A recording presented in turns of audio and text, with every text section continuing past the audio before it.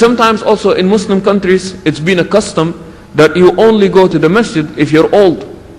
And if they see a young man in the masjid, they say, "What are you doing here? You're still young, go and enjoy your youth." You know, the masjid is not where you belong.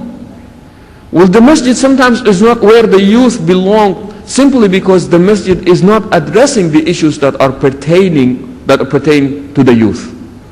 So brothers and sisters, again, you know, the Quran addresses issues of reality. He was talking to one of his companions and he said, we live in a time where people who are well versed with the Quran, meaning that they can recite it very well, are very few in numbers.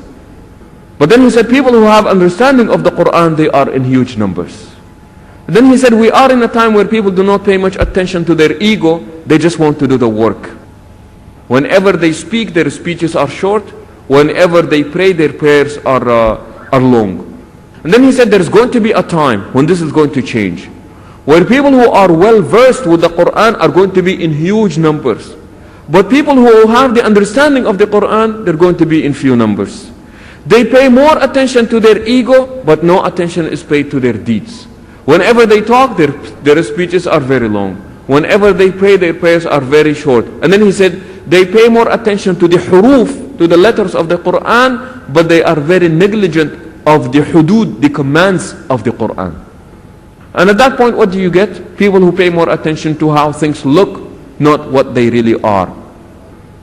And at that point, the looks of the masjid, the skeleton of the masjid, becomes more important than the spirit of the masjid. The pronunciation of the Quran becomes more important than implementing the Quran. And that's why the Prophet ﷺ said, وَكَمْ مِنْ قَارِئٍ يَقْرَأُ الْقُرْآنَ وَالْقُرْآنُ يَلْعَنُهُ. And how many are going to be reciting the Quran, and at the same time, the Quran is cursing them. You read the Quran and you say, أَلَا لَعْنَةُ اللَّهِ عَلَى الظَّالِمِينَ. May the curse of Allah be upon the oppressors and the wrongdoers.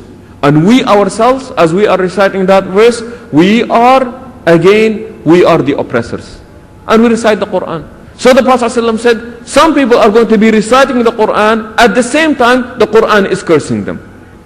Why is this? Because to many of us, the clarity of the pronunciation became more important than the importance of implementing what we are reading.